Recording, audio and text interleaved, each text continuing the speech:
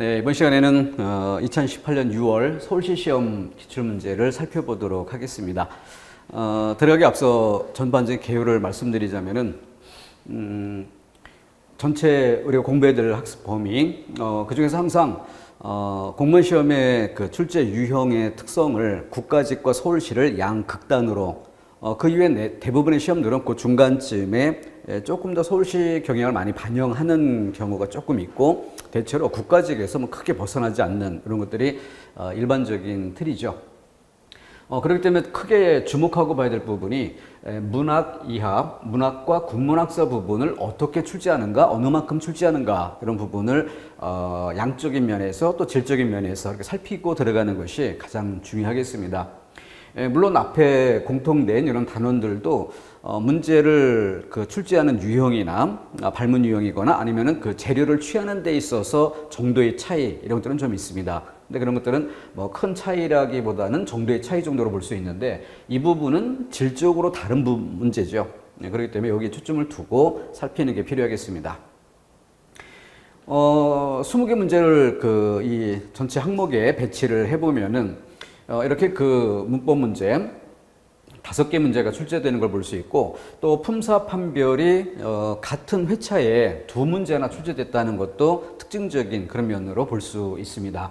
그리고 뭐 국어생활 부분에 관련된 이런 내용들은 뭐 일반적인 수준 그런 정도에 지나지 않고 표준어에서 자료의 특징 이런 정도만 좀 포인트로 점검해 볼 필요가 있겠고, 또 한자 문제, 또 무난한 수준에서 출제가 됐고, 실용문 영역도 역시 마찬가지입니다. 문학의 경우, 국가직의 경우 여기에 4문제가 출제됐다라고 하더라도 그 문제 양상 이런 것들을 살펴보면은 대체로 일반적인 글의 독해 원리, 그러니까 자료만 문학을 취했을 뿐 문제 양상은 일반적인 독해 원리로서 풀어가는 이런 성향의 문제라는 거죠. 근데 그와 달리 서울시 시험은 문학에서의 관점, 이건 정확하게 문학 일반론에서 이론을 체계적으로 정리할 때 확인해 둬야 되는 그런 문학적 개념이죠. 그것을 질문하고 있는 것이고, 소설 부분, 이것은 소설 작품 자체를 알고 있는가, 일종의 제목 찾기 이런 정도 수준의 양상으로 출제가 된다, 이런 것들이 특징입니다. 이런 것들은 일반적인 글에 대한 이해라는 원리와는 달리 문학 자체를 알아야만 풀 수 있는 그런 문제로 특징이 있죠. 2문제지만 특성이 아주 강한 그런 문제고, 국문학사 영역 역시 마찬가지입니다. 조선 후기 그 시조 문제, 그래서 내용 파악도 서울시답게 출제했다, 이렇게 평가할 수 있겠고, 해방 이후 문학사에 관련된 2문제가 있는데, 정확하게 문학 사적 사실, 문학 사적 개념, 이걸 알아야만 풀 수 있는 이런 문제로 출제됐다는 것이 특징입니다. 그래서 국가직과 전혀 다른 그런 특징을 보여주는 5문제, 이것이 이 시험의 가장 특징적 요소라 할 수 있겠습니다. 자, 그럼 세부 내용 살펴가도록 하겠습니다. 첫 번째 문제 표준어인데, 1차 시험에서는 표준어는 없어서 맞춤법은 출제가 됐지만 표준어는 없었는데, 표준어 문제가 출제됐다는 것도 주목할 사실이고, 그리고 선택지 하나에 한 개 어휘를 쓰는 게 아니라 이렇게 여러 개 어휘 4개씩 배치하고 있으니까 총 16개 어휘가 한 문제를 구성하는, 그러니까 양적인 면에서도 좀 어렵다, 이렇게 생각해 볼 수도 있죠. 이 문제를 객관적인 시각에서 이 문제 구성의 양상, 선택된 그 재료의 어휘의 출처, 이와 같은 것들을 고려한다면은 이 문제는 난이도 상으로 평가를 해야 할 것입니다. 그런데 결과적인 면에서 서울시 시험을 준비해 오는 수험생들을 고려하고 서울시 시험을 특성을 알고 준비했던 이런 수험생들의 그 어떤 준비 과정이나 이런 점들을 고려하면 이 문제는 난이도 하가 됩니다. 그러면은 난이도 상으로 볼 거냐, 난이도 하로 볼 거냐, 그 차이가 어디에 있는지 결론부터 이야기하면은 답이 되고 있는 것이 4번이고, 4번에 옳지 않은 거, 틀린 거 고르기에서 덩쿨이란 단어가 출제됐다는 점. 이 단어의 출처는 26항 복수 표준어예요. 이 복수 표준어 같은 항목은 제가 그 표준어 강의를 할 때 일단 빼놓고 가자, 이렇게 권해드리는 그런 항목입니다. 그래서 기출문제에 출제했던 어휘들을 다 모아서 공고본, 표준어 공고본 위에 마킹을 하고 맞는 쪽으로 출제가 됐든 틀린 쪽으로 출제가 됐든 출제에 사용된 단어는 일단 다 마킹할 것을 요구합니다. 그렇게 한 상태에서 암기도 하고 뭐 원리 면에서 정리가 쉽게 될 수 있는 그런 부분이 있다면 또 정리도 해볼 걸 권하게 되는데, 일단 그렇게 기출문제에서 출제된 어휘를 뺀 나머지 이 복수 표준어 부분은 일단 빼고 가자 이렇게 말씀드린 이유가, 양적으로 제일 많고 26항이라고 해서 전체 그 다른 항과 균등한 양을 갖는 게 아니죠. 26항에 집중적으로 뭐 거의 2페이지 가까울 만큼의 어휘가 집중되어 있습니다. 그런데 이런 것들이 복수 표준어 안에서만 2개 선택지 이상 구성을 할 때, 그때만 그 부분을 철저히 암기하고 있어야 문제를 풀 수 있는 거지, 여기에서 단어가 선택된다 하더라도 하나 정도, 선택지 1개 정도 들어오는 이런 조건에서는 나머지 3개만으로도 충분히 풀 수 있기 때문에 이 부분이 꼭 암기되는 건 필요하지 않다. 이 부분을 암기한다면 언제 암기해야 되는가? 이것을 뺀 나머지 항 모두를 정리 끝냈고, 그리고 2015년, 16년 추가된 어휘들이 있죠. 그 추가된 어휘들을 우선순위로 해서 공부를 해야 되는데, 그것까지 정리가 다 끝나고도 시간이 남는다? 그러면 그때는 좀 볼 필요가 있어요.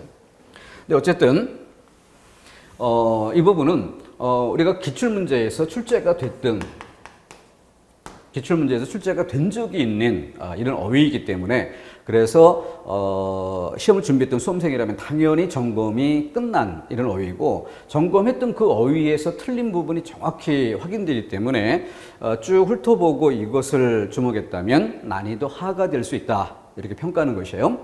자, 이 부분에 관련된 것을 좀 다시 이야기하면은 넝이라고 쓸 때의 풀, 그리고 덩이 아니라 덩으로 쓸 때는 거센소리어 쿨이 아니라 굴이 되는 거죠. 이렇게 두 가지 맞는 형태에서 이 두 가지를 짬뽕해서 덩이라고 쓰고 뒤를 또 쿨 이렇게 쓰면 틀린 형태다. 근데 요거는 워낙 특징적인 부분이라서 관련된 단어 여러 개를 모아 한 문제를 구성하고 그렇게 문제를 풀어보기도 했던 이런 문제였어요. 그러니까 뭐 봉숭아가 있고 봉선화가 있고, 근데 이와 똑같이 두 가지를 짬뽕해서 엉뚱하게 봉숭이라고 쓰면서 아래의 형태 화를 취하는 이런 방식은 틀린 모습이 되는 거죠. 이런 양상이 있고, 요거 이외에 뭐 갯벌, 개펄이란 단어도 이런 양상으로 같이 묶었었던 점 기억을 하실 겁니다. 이런 점을 고려한다면은 이게 정말 난이도 하가 된다는 것을 분명히 알 수 있고, 출제자도 의식을 한 것 같아요. 출처면에서 2015년 이후 추가된 단어들을 다수 배치하고 있습니다. 새로 추가된 단어들을 많이 배치했어요. 그만큼 난이도가 높아졌다는 점을 의식을 했겠죠. 그렇기 때문에 답이 되는 항목에서는 과거에 충분히 익숙했던 이런 어휘에서 답이 결정될 수 있게 이렇게 좀 안배를 했다 또는 난이도를 조절했다, 뭐 이렇게 이해할 수 있겠죠. 그것이 이 문제의 특징입니다.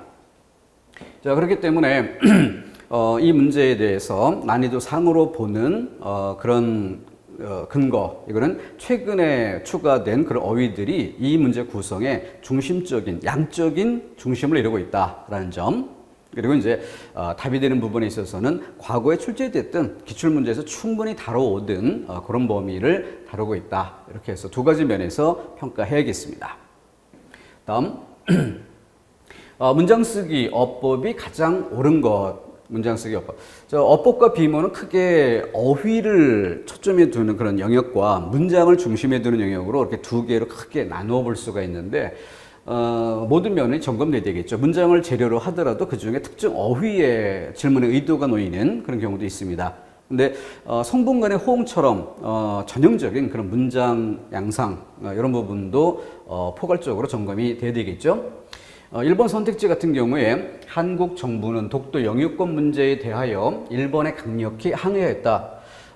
이것은 맞는 내용이고, 여기서 만약에 질문을 할 만한 거리가 있다, 질문거리가 있다라고 한다면은 요거 정도죠. 일본에 그래서 유정명사 뒤에 에게, 무정명사 뒤에 에.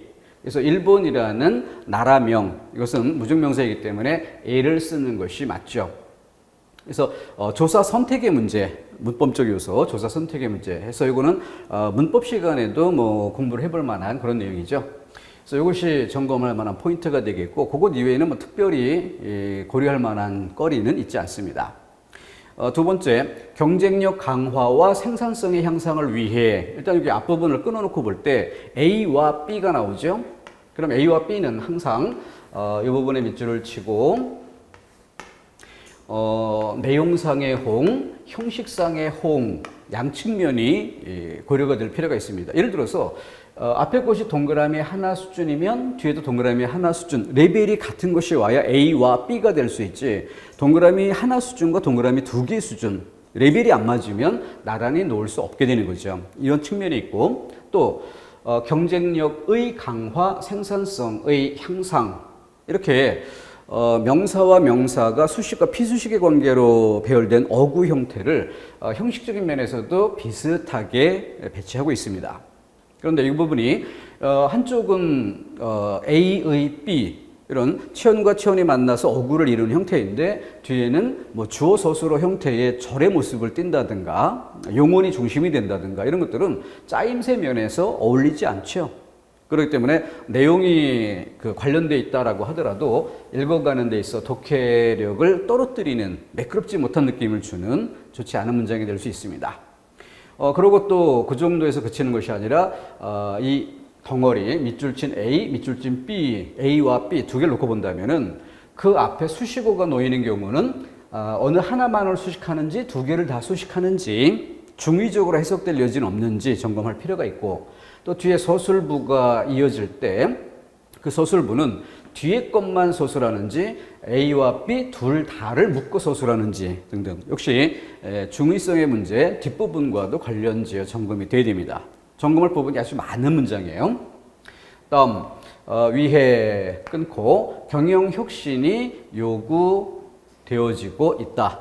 경영혁신이 주어가 되고 있고 뒤에 요구되어지고 있다. 서술부가 나오는데 뭐 연습 많이 했던 사람들에게는 익숙하게 되어지고 하면은 되다란 단어 자체가 이미 내용상 피동인데 그 뒤에 어지다 피동, 이게 겹쳐 쓰이는 양상이죠.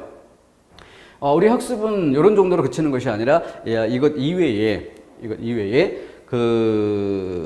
중복된 표현이지만 하나의 굳어진 어휘로 인정하는 이런 어휘들까지 따로 정리를 해두고 있는 그런 형편이기 때문에 이것을 난이도가 높다라고 보기는 어렵죠. 좀 쉽게 파악 가능했던 부분이었고, 이것은 아직도 한국 사회가 무사 안일주의를 벗어나지 못했다는 생각이 든다. 자, 그래서 문장을 읽었을 때 한 번 쭉 읽었는데 잘 맥이 안 잡힌다? 그럼 항상 어떻게 하라고 했습니까? 뒤에서부터 거꾸로 따져오는, 그러니까 난이도를 높게 하는 방법이 앞에서 뒤를 읽었을 때 정상적인 순서를 읽었을 때 어색함을 못 느끼지만 뒤에서부터 거꾸로 따져오면 성분 간의 홍이라든가 이런 것들이 매끄럽지 못한 부분을 발견할 수 있다. 이것이 어법과 비문을 점검하는 가장 기본적인 자세죠. 그럼 생각이 든다 앞에 못했다는 뭐뭐라는, 그래서 그 관형절 벗어나지 못했다, 무사 안일주의를 벗어나지 못했다, 우리 사회가, 그래서 이런 부분을 묶어서 한국 사회가 무사 안일주의를 벗어나지 못했다. 이 안긴 문장 자체에는 크게 무리가 없어 보이죠. 그렇다는 생각이 든다. 그러면 생각이 든다 라고 했을 때 그 앞에 생각이 드는 주체, 예를 들어서 뭐 내가, 나는 이런 정도. 근데 그건 생략했다라고 볼 수가 있죠. 그래서 그 앞부분에 보면은 아직도란 부분은 바로 뒤에 것을 꾸미는 이런 말로 보기 때문에 이러고 이 괄호 묶을 수 있는 범위를 좀 더 앞으로 옮겨주면 되는 그런 정도예요. 근데 맨 앞에 남아있는 이것은 하면 이게 전체 주어라고 본다면은 그것에 홍될 만한 서술어, 이것이 드러나지 않은 이 부분에 문제가 있는 것이죠. 자, 그렇게 해서 승부문의 호응이란 관점에서 점검해 볼 내용이었습니다. 다음 네 번째, 냉정하게 전력을 평가해 봐도 한국이 자력으로 16강 티켓 가능성은 높은 편이다. 한국이 자력으로 16강 티켓, 그럼 한국이 자력으로 16강 티켓을 확보할, 또 뭐 딸 수 있는 딸 등등. 그래서 이런 부분들이 이 부분에 어울리는 서술어 이런 것들이 와줘야 되는데 그것 없이 티켓 가능성 이렇게 바로 넘어가 버렸어요. 그러니까 이런 것들이 되게 그 관용절이 나올 때 관용절의 그 꾸밈을 받을 대상 이 부분이 정확히 설정돼야 되는데 그래야 응집성이 높아지죠. 꾸미는 말과 꾸밈을 받는 말의 관계 이게 딱 맞아 떨어져야 되는데 자력으로 티켓 해놓고 뒤에 특별한 조사나 이런 문법적 요소를 붙이지 않음으로 해서 뉘앙스를 약간 덜 느끼게 놓칠 수 있게 이렇게 유도했다는 점이 특징입니다. 그런 문법 요소가 드러나 있었다면 자연스럽게 호응관계가 갖춰졌는지 아닌지 점검하는 것은 쉽게 할 수 있는 일이죠. 그래서 이 티켓 부분에 특별한 부분이 빠져 있는데 그렇다 하더라도 이것이 어떤 성분이 될까 해서 생략된 조사, 어미 따위를 문법적 요소를 드러내보고 그런 상태에서 거기에 성분 간의 호응이 어울리는지 이렇게 점검해 들어갈 필요가 있겠습니다. 그래서 맨 끝부분에 가능성이 높은 편이다. 그럼 그 앞에 가능성이라는 것의 내용이 필요하니까 어떤 가능성? 이럴 때 그것에 해당된 내용이 이 앞부분에 놓이는 것인데 그때 16강 티켓이라는 것이 하나의 단어처럼만 싹 들어왔지만 사실은 이것은 그 뒤에 어찌어찌 할이라는 형태로서 관용절의 모습을 갖추었어야 하는 그런 내용이죠. 그런 정도로 이 문제는 뭐 그 답이 되는 항목도 그렇고 또 되어진다든가 이런 부분들 성분 간의 호응이라든가 이런 정도를 고려할 때 난이도 뭐 중 정도 크게 어렵다 볼 수는 없겠는데 그 중에서 조금 좀 신경 써볼 만한 항목이 있었다면 굳이 꼽자면 4번 정도. 수험생들이 1번부터 순서대로 풀기 때문에 아무래도 뒤쪽에 배치됐다는 것도 고려할 사항이고 또 앞부분을 점검하다 보면 이렇게 조사의 문제 그리고 이중 피동의 문제 그리고 성분 간의 호응 문제 이런 각기 다른 항목을 점검하기 때문에 매 문장마다 동일한 항목이면 쉽게 빠른 시간 안에 풀지만 시간 면에서도 조금 걸릴 수도 있어요. 항목이 달라지니까. 그러다 보면 앞에 것과 또 다른 항목으로 머릿속에 생각을 바꿔줘야 되는데 시험장이라는 긴장된 조건에서 이게 원활하지 못하면 충분히 풀 수 있는 것인데도 놓치는 이런 경우가 생길 수 있습니다. 그와 같은 점까지 고려했을 때 난이도 중 정도는 볼 수 있지 않을까 이렇게 생각합니다. 다음 6.25 전쟁과 가장 거리가 먼 소설. 그래서 철저하게 문학사적 지식을 다루는 그런 문제죠. 그러니까 이런 문제들이 공무원 시험에 과연 필요한 것인가 라는 부분이 계속 논란거리가 되는 것이죠. 그래서 손창섭이란 작가, 뭐 박경리란 작가, 뭐 교양인이라고 하면 알아두면 좋긴 하지만 모른다고 해서 공무원의 업무 생활에 지장을 줄 것인가 등등 이런 것들의 문제를 고려하면 참 어이없는 그런 출제 항목이기도 하죠. 근데 과거에 고등학교 교과서에서도 이 국문학사라는 부분을 아주 중요한 비중으로 다루던 시절이 있었고 그때부터 출제해 오던 그러니까 공무원 시험 자체 내에 그 전통, 관성 뭐 이런 부분들이 작용하는 거죠.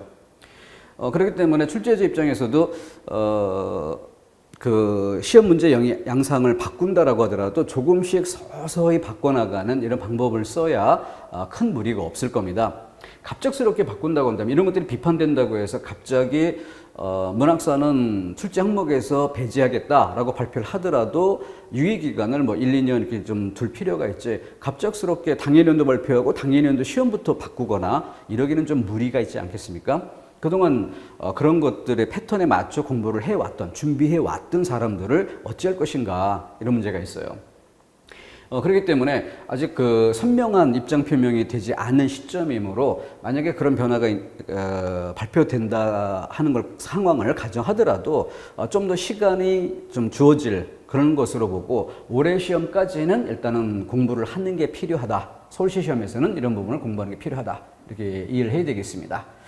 자, 근데 국문학사를 공부하는 그런 정도 입장에서 이것이 어느 정도일까 하면 이 역시 난이도는 뭐 중 정도 이런 거에 지나지 않습니다. 왜냐하면은 답이 되는 박경리의 토지 얼마 전 그 교과서에도 수록돼 있었던 이 소설의 그 대화 소설인데 그 중에서 맨 앞쪽 앞부분 쪽이 좀 실려 있었던 거죠.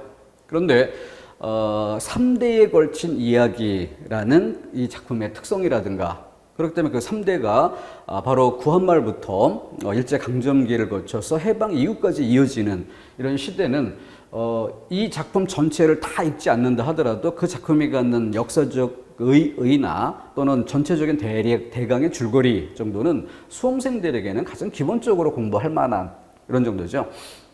수험생들이 공부하는 정도라는 면에서 보면은 박경리의 토지 부분이 가능성이 제일 높은 그런 것들이고, 손창섭의 비 오는 날이나 장영왕의 요한시집, 이건 문학적 가치를 떠나서 역사적 가치라는 면에서 그래도 꽤 공부를 하는 편에 속하는 그런 작품이고, 최근에 박완서의 작품도 추가되고 있는데 양적이거나 빈도 이런 면에서는, 그리고 과거에 출제돼 왔던 공무원 시험, 서울시 시험 자체의 역사성이나 이런 것들을 고려할 때는 상대적으로 좀 제일 떨어지는 편이 아닐까. 빈도의 문제 정도, 문학서적인 위치에서의 문제입니다. 어쨌든 이런 정도는 충분히 공부를 깊게 하지 않는 가볍게 공부하는 사람도 거의 점검할 만한 그런 정도였기 때문에 크게 어려운 정도라고 보기는 어렵습니다. 다음, 권력의 무상함을 나타내는 속담, 옳지 않은 것 고르기. 달도 차면 기운다. 달이 초승달에서 보름달로 채워지다가 보름달을 지나서 다시 또 금음달로 넘어가는 바로 이 과정, 그 물리적인 크기, 보여지는 크기 이런 부분으로 권력이라고 주어진 것을 연결하게 되면 권력이 점점점 커져가다가 권력이 점점 약화되는 이런 흐름으로 연결할 수 있다. 미리 암기두지 않아도 그 물리적인 성격과 맥락을 연결지을 때 쉽게 파악 가능한 그런 맥락이죠. 열을 붉은 꽃이 없다. 문체를 잘 살펴봐야 되겠죠. 꽃이라는 건 굉장히 아름다운 그런 특성을 가지는데 열을 붉은, 그래서 열흘이라는 그 날짜를 제시함으로써 길게 가지 못한다. 매우 짧은 기간 그 아름다움을 드러내다가 이내 사라지고 만다. 이런 맥락이 되는 거죠.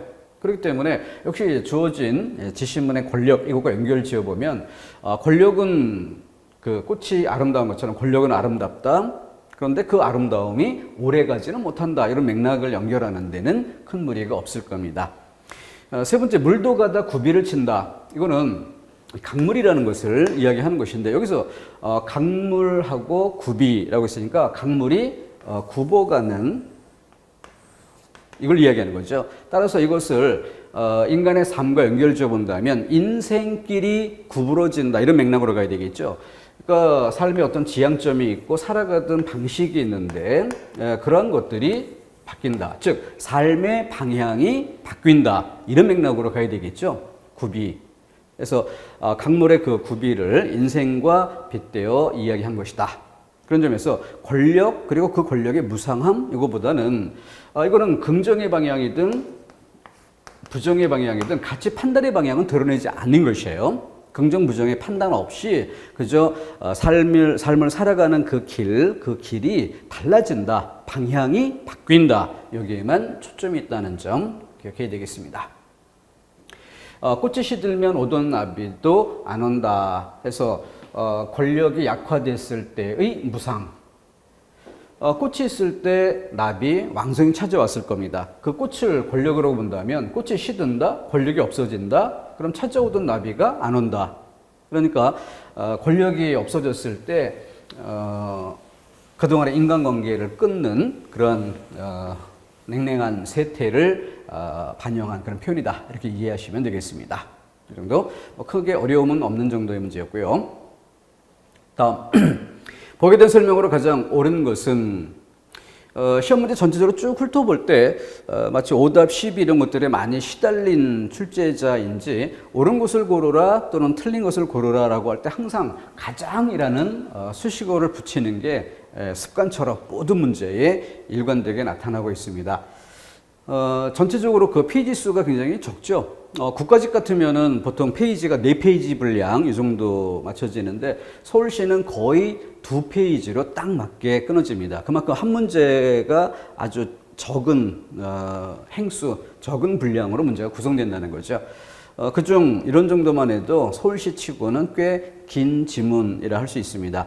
조금 더 뒤에 페이지를 분리해서 또 뒤에 이어진 부분이 있죠. 내가 어렸을 때만 하더라도 미국의 어린이들은 원래 북아메리카에는 100만 명가량의 인디언밖에 없었다고 배웠다. 자, 이것은 도입부를 쓰는 그런 방식으로서 필자가 어떤 가치 판단의 방향을 가질지 이런 것들에 대해서 딱히 드러내지는 않은 첫 문장부터 필자의 생각을 아주 명확히 드러내고 들어가는 그런 글도 있지만 여기서는 객관적 사실 이걸 소개하는 정도에 머무르고 필자의 생각을 아주 엿볼 수 없는 그런 정도입니다. 그리고 이렇게 적은 수라면 거의 빈 대륙이라 할 수 있으므로 백인들의 정복을 정당화하는 데 유용했다.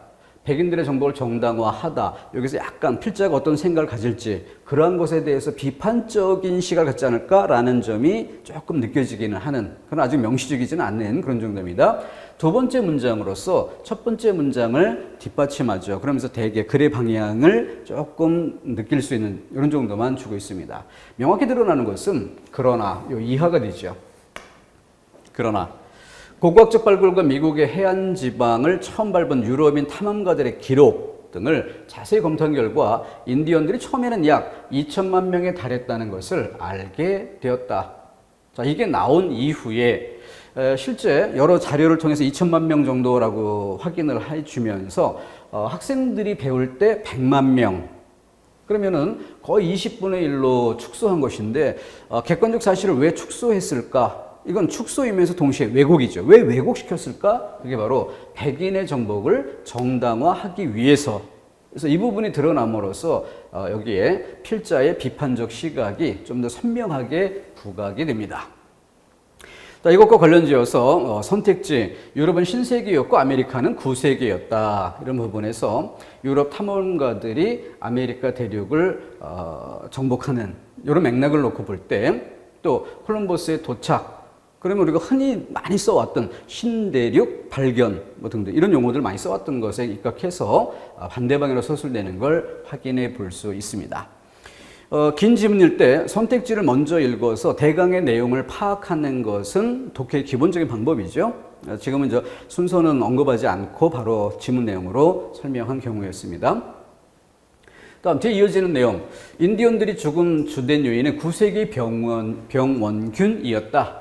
이렇게 해서 명시적으로 둘째 단락에 드러나 있습니다. 인디언들은 9세기 병원균에 대한 면역성이 없었다. 9세기의 병원균에 대한 면역성이 없었다. 바로 9세기 병원균이었다. 명시로 드러낸 부분과 직접 연결지어서 그 타당성을 확인해 볼 수가 있습니다.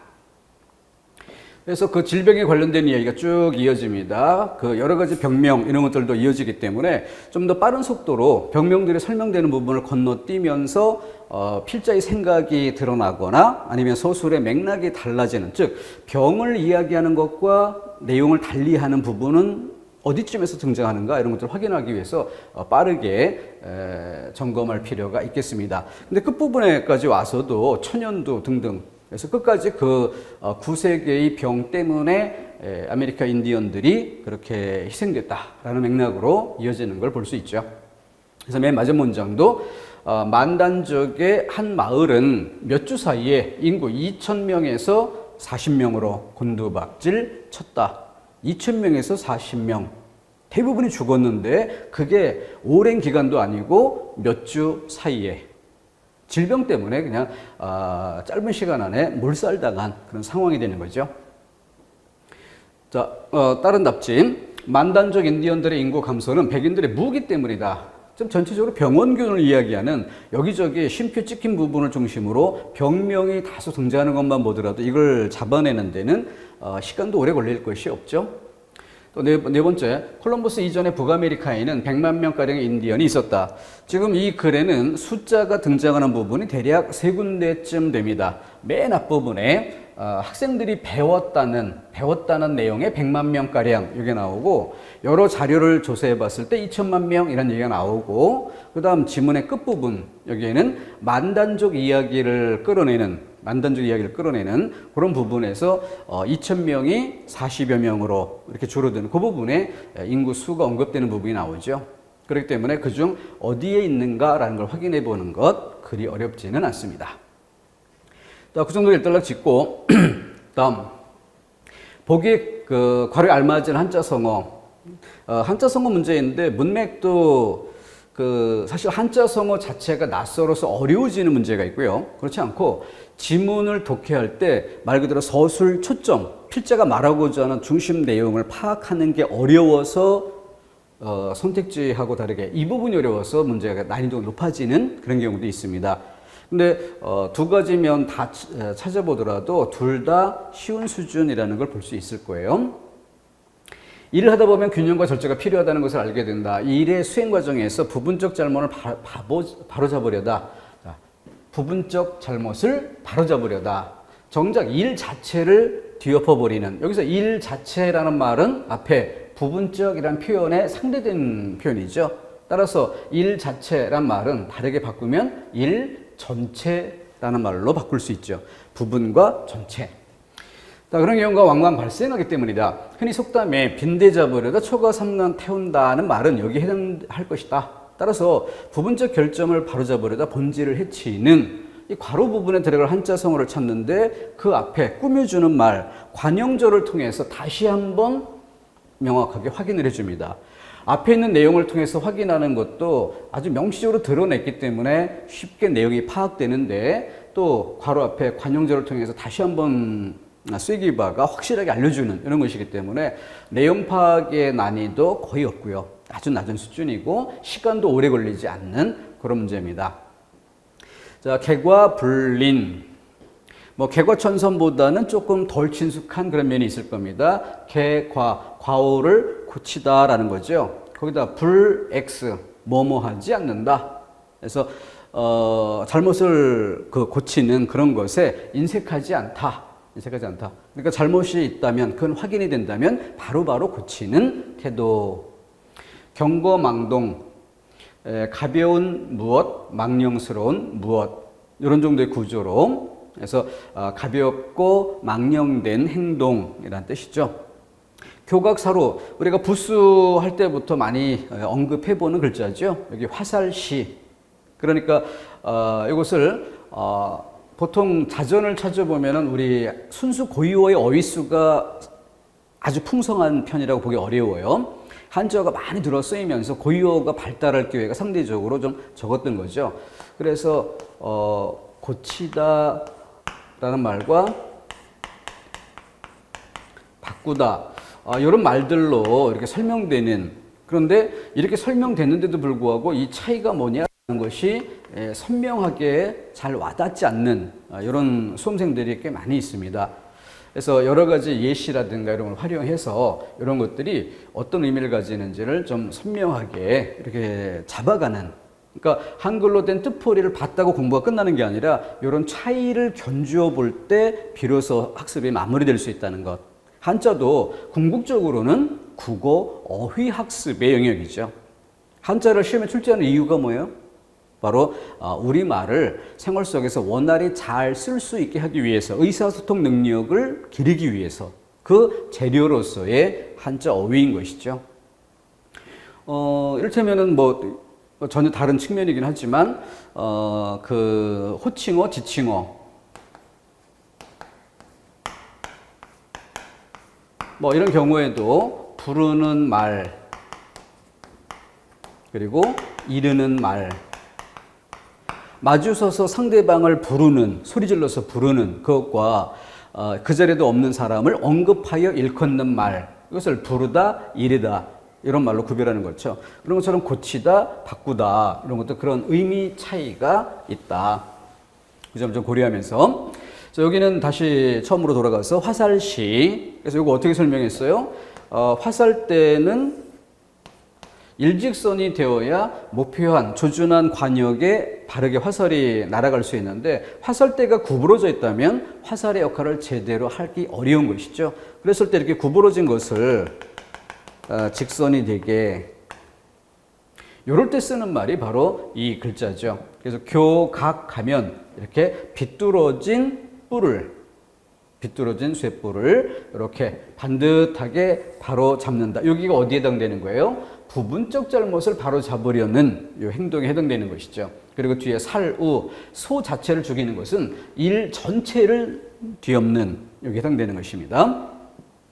자, 그렇게 해서 답 확인할 수 있고, 부환해동. 이때 부환해동이라는 표현은 나 말고 뭔가 주변에 또 다른 어떤 존재가 전제되어 있어야죠. 그래서 그 주변의 어떤 존재 또는 상황, 거기에 내가 줏대 없이 휩쓸리는 이런 상황을 표현하게 됩니다. 다음, 보기 단원에 공통으로 적용된 우문 변동, 꿈내음. 자, 그러면은 그 시험 문제에서 항상 이런 양상으로 많이 출제가 되는데 실제 문제를 쉽게 풀기 위해서는 좀 바꿔주는 것도 좋다. 많이 권해봤었어요. 그래서 위아래로 써보는 방법. 그럼 여기는 전혀 변화된 내용이 없이 앞에 치읓과 니은의 문제가 되고 있죠. 그러면은 치읓이라고 하면은 뒤에 첫 소리에 초성자리 있으니까 넘어가는 것 이런 것들 고려할 필요 없이 바로 대표음 그러면 디귿 생각해 볼 수 있고 그럼 그 디귿이 왜 니은이 되었는가 할 때 뒷부분 니은의 영향으로 디귿이 니은이 된다. 그러면은 다음 체계표 안에 디귿의 위치와 니은의 위치를 잡아보면 위에 파열음에서 밑에 비음으로 바뀌는 방향을 엿볼 수 있죠. 비음화. 자, 잠정적으로 하나만 놓고도 이렇게 확인해 볼 수 있습니다. 대표음이 되는 것 이외에는 다른 가능성은 없죠. 그렇기 때문에 이것만으로도 잠정적인 답을 정하고 검증 차원에서 확인해 볼 수 있는데 비음화라고 놓고 우문현상 전체 단원 안에서의 위치 이런 걸 살펴본다면 가장 낮은 수준의 우문현상임을 알 수 있을 거예요. 그리고 뭐 여러 단계를 거치거나 하는 뭐 그런 정도도 아닌 편에 속합니다. 그래서 바깥일 역시 티읕을 대표음 디귿으로 바꾸었다가 니은으로 바뀌는 물론 여기 니은음이 들어가는 부분에서 사이소리라는 또 다른 측면은 고려해 봄직합니다. 그리고 학력 할 때 기억이 이응이 되는 그래서 디귿이 니은이 되고 비읍이 미음이 되고 그리고 기억이 이응이 되는 또 이것은 그 비음화라는 그 항목에서 가장 기본적인 요거보다 한 단계 조금 뭐 질적인 차이라고까지는 얘기하기 어렵지만 요거보다 한 단계 조금 다음 항목으로 잡을 수 있는 것이 리을이 니은으로 바뀌는 경우죠. 그것은 표준 발음법에서도 항을 따로 분리하고 있을 정도로 좀 구별해 주고 있는데 다음 체계표 도표로 이야기한다면 위에서 내려가는 방향과 밑에서 위로 올라가는 방향 이게 다르다는 점으로 그룹은 좀 나눠 생각해 볼 수 있습니다. 큰 무리 없었고 다음 밑줄진 단어의 품사로 가장 옳지 않은 것 역시 또 옳지 않은 것 가장 옳지 않은 것 이렇게 묻고 있어요. 일단은 뒤에 설명된 것이 드러나 있기 때문에 거기에 기대서 앞부분을 살펴볼 필요가 있죠. 의존명사 만큼 그런 앞부분에 참을 용언의 관용사용 이걸 확인하는 것이 오히려 더 중요한 부분이죠. 조사 앞에 체언이 있다. 그래서 용언의 관용사용 뒤에 띄어서 의존명사 체언 뒤에 붙여서 조사 이렇게 확인하는데 큰 무리는 없고요. 부사라고 하면 기본적인 기능 가장 기본적인 기능이 뭐예요? 용언 수식이죠. 그러니까 안이 띄우고 분다. 그래서 바람이 불다라는 이 용언을 앞에서 부정의 뜻을 가지며 꾸며주는 부정 부사가 되는 거죠. 여기는 감탄사라고 했어요. 아니라고 했는데 쉼표로 구별되어서 문장 성분 자체가 이미 독립어로 분리되어 있다는 점도 이 부분을 쉽게 판단하는 한 근거가 돼 줄 수 있습니다.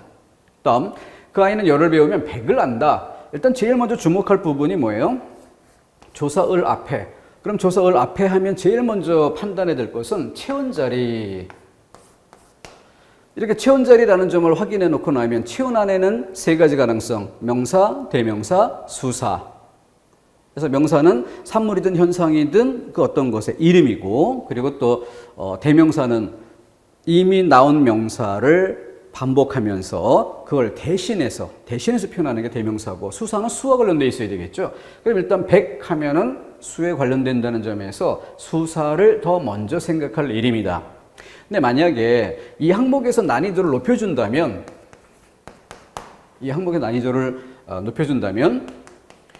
수를 표현하는 것이 대체로 양수사보다는 소수사 쪽인데, 수를 표현하는 말이 사람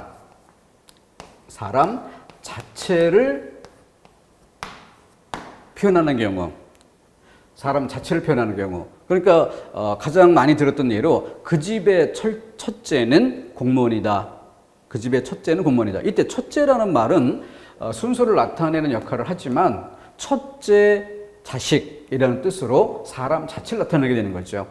그와 같은 경우에는 명사로 본다는 측면이 있습니다. 만약 이와 같은 것이 사용되고 출제가 구성됐다면 난이도가 조금 높아졌다라고 평가할 수도 있겠죠. 그런데 여기는 그렇지 않은 기본적인 틀이기 때문에 큰 어려움이 없겠고, 사람이 백말을 한다라고 할 때 조사 앞에 체언, 그리고 체언 앞에 띄어서 백, 그러니까 제일 먼저 성분, 체언 앞에 꾸미는 성분, 관형어라고 성분을 먼저 파악할 일이고, 관형어라는 문장 성분 안에 우리는 품사와 성분의 관계표, 도표로 정리할 때 동그라미 1번, 2번, 3번 세 가지 가능성이 있죠. 1번은 관형사, 원래부터 그 자리에 쓰이는 말. 2번은 4번 자리에 쓰이는 체언이 관용격 조사를 만나 넘어와 쓰일 수 있는 경우.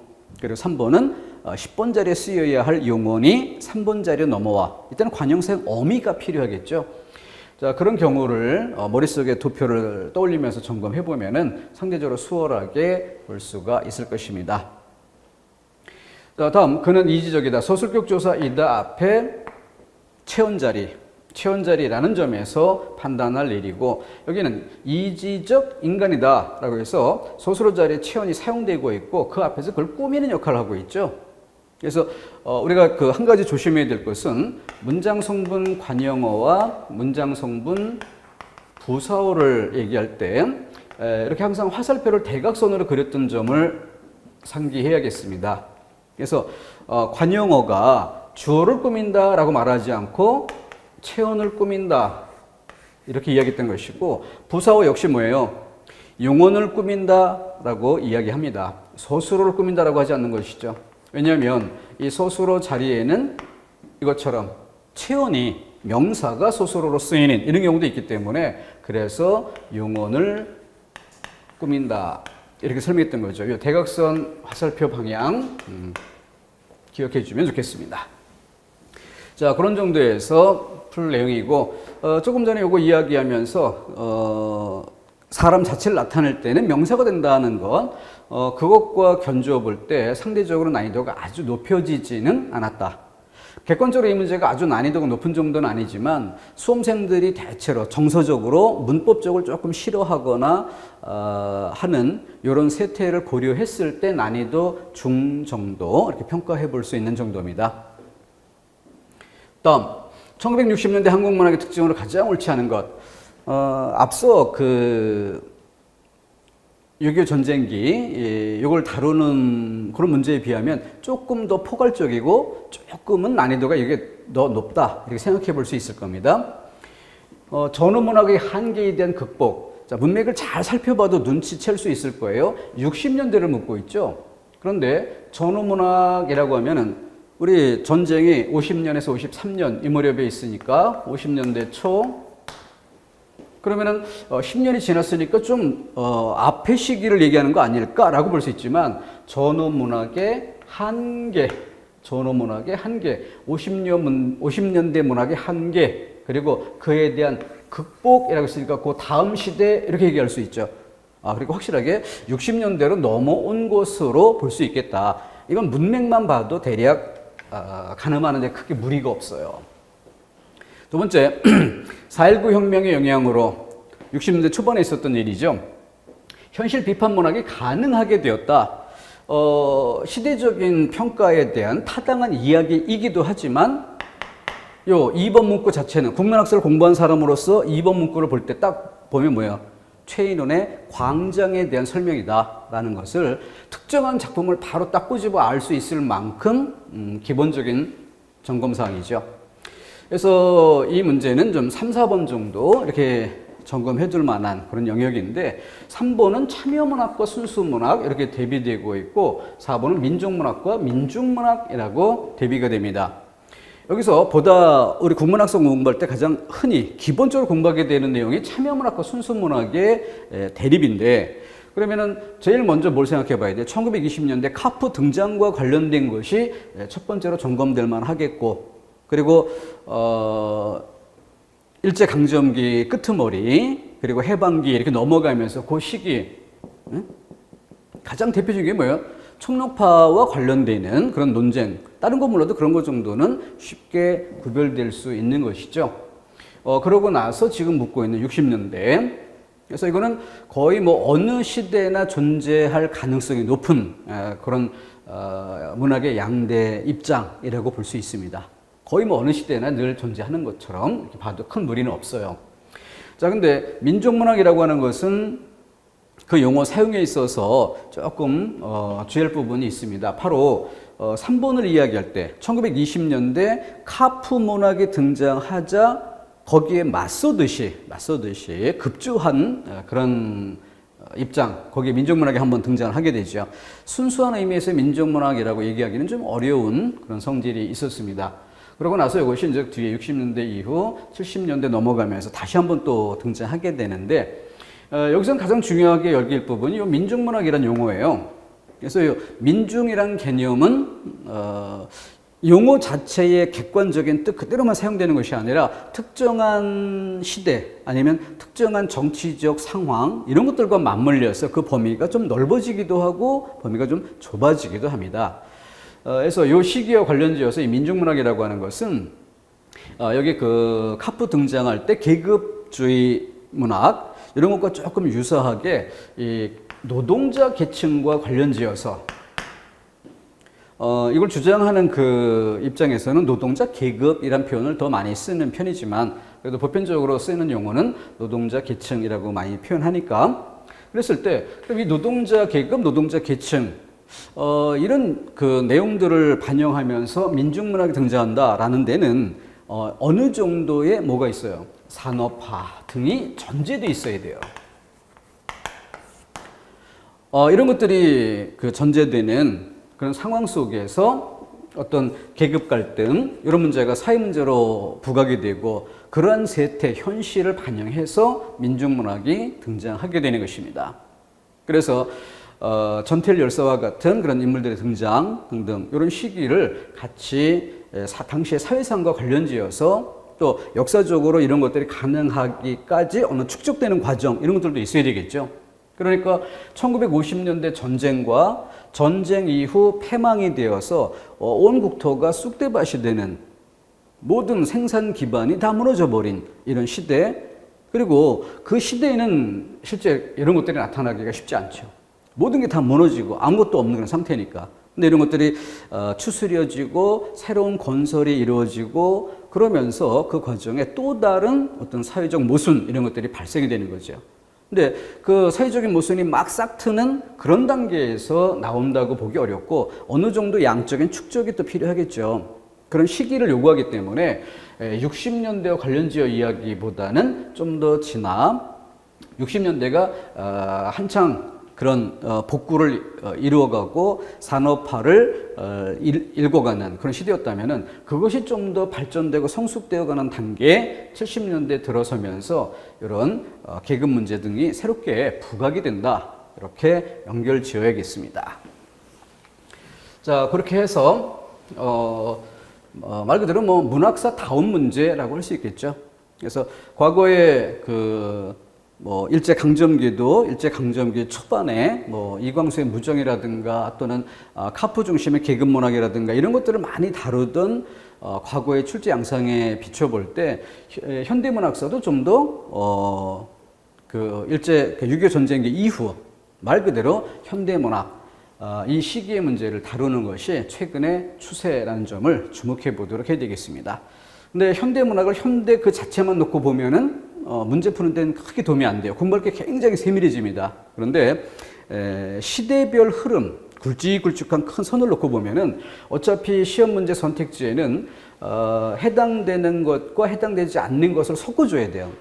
그러니까 그 특정한 시기에 벗어나는 이런 것들을 포함하다 보면은 결국 그 이전 시기라든가 다른 시대의 특징들을 반영할 수밖에 없기 때문에, 그래서 역사적인 흐름을 쭉 짚어주면 공부의 양도 줄일 수 있고, 그러면서 이 용어들이 어떤 시대성을 띠는지, 그 시대성, 용어의 시대성, 여기에 대한 감각을 빠르게 형성할 수 있게 되는 것입니다.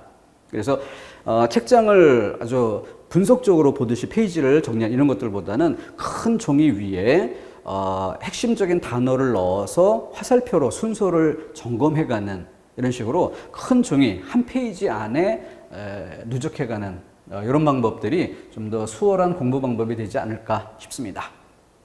자, 9번까지 했으니까 10번 하나만 더 해서 끊도록 하죠. 자, 여기는 밑줄진 부분의 발음으로 가장 옳지 않은, 그래서 발음을 묻고 있습니다. 뭐 표준 발음법이라는 항목으로 봐도 좋고, 이 발음법은 기본적으로 우문론과 직결되어 있기 때문에 딱히 그 생활국어, 국어생활 이쪽 단원보다는 문법 단원에 직접 묶어서 처리하는 것이 더 좋겠습니다. 자, 1번의 밭 그리고 을 딱 보는 순간 뭐예요? 조사가 왔다. 그럼 조사가 오면 그래서 앞말의 받침을 그 뒤에 초성이 없는 글자와 만날 때 연음 이어질 것인가, 아니면 끊어서 대표어로 발음했다가 이어질 것인가, 연음 법칙인가, 절음 후에 연음인가, 이 문제. 점검할 첫 번째 포인트가 뭐죠?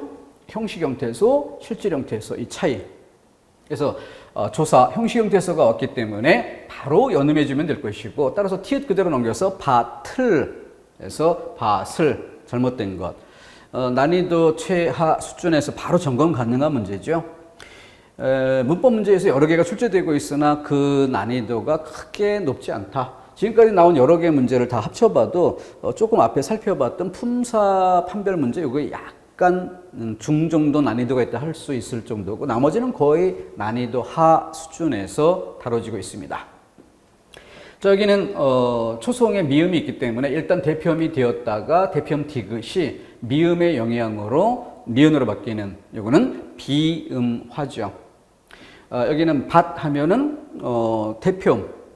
대표음 그 자체만 반영하면 되는 것이고, 여기는 밭하고 이 그러면은 초성 자리가 없기 때문에 뒤로 연음이 되는데 이모음과 만나기 때문에 구개음화가 진행돼야 하는 이런 정도 조건입니다. 크게 어려운 정도는 아니죠. 네. 이렇게 해서 일단락 짓고 끊었다가 나머지 10개 문제 다시 살펴보도록 하겠습니다.